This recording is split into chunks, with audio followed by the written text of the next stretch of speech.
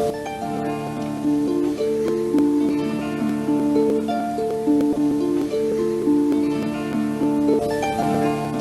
said my mother, when I was knee-high, you've need of clothes to cover you and not a rag have I.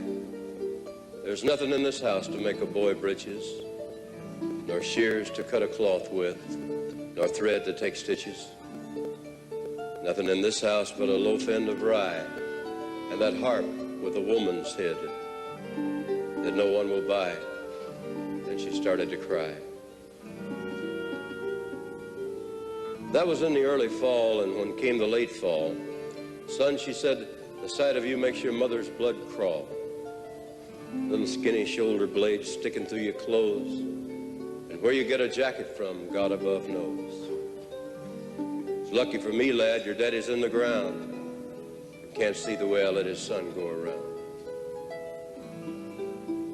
Well, that was in the late fall, and when winter came, I'd not a pair of breeches nor a shirt to my name. I couldn't go to school or out of doors to play, and all the other little boys passed our way.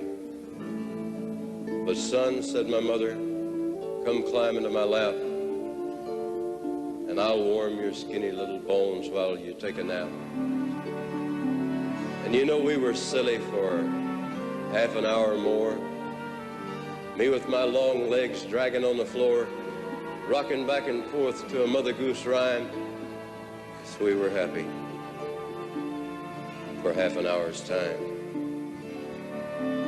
But there was I, a big boy, and what would people say to hear my mother singing me to sleep all day?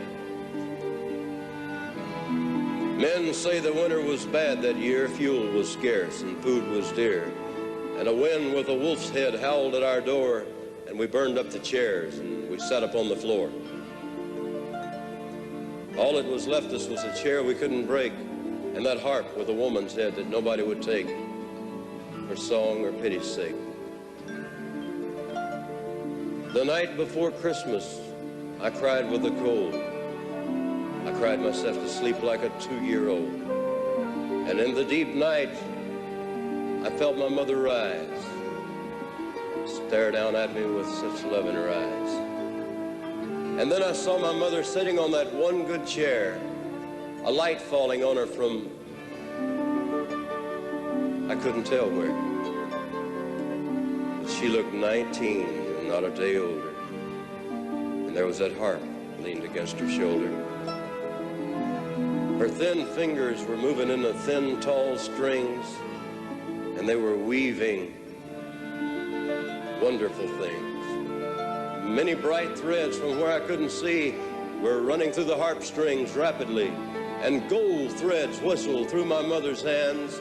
I saw the web grow and a pattern expand. And she wove a child's jacket, and when it was done, she laid it on the floor and wove another one.